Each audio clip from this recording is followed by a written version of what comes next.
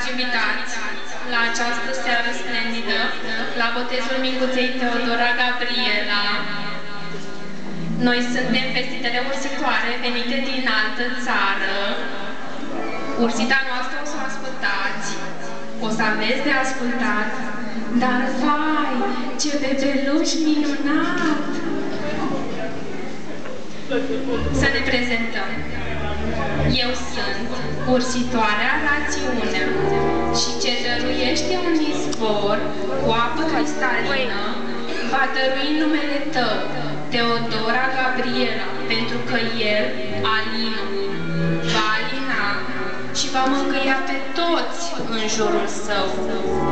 Asta-ți doresc eu, ursitoare de bine, nu de rău.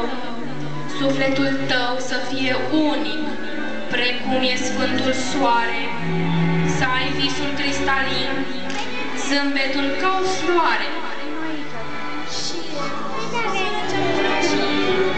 Așa că încearcă să învingi durerea, chiar dacă este foarte mare. Nu fă dușmanul plăcerea și luptă în continuare. Și eu, pentru că sunt cea mai mică și sunt mai mereu ca cu lor, mi se spune visarea. Să nu vă temeți de mine, eu nu dai firul vieții, eu îl los mai bine.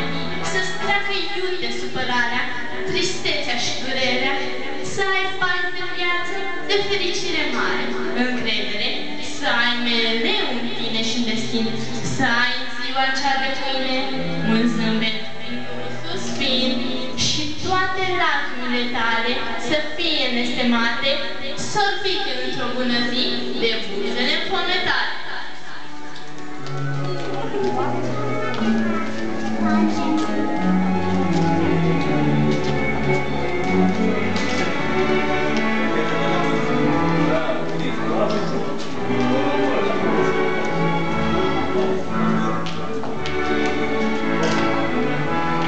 Îi vom toarce soarta, în taine vom usi și vom arunca umbrele învăluite pruncului ce a fost de Duhul Sfânt creștinat, de nașa îmbrăcat și de preot învăiat.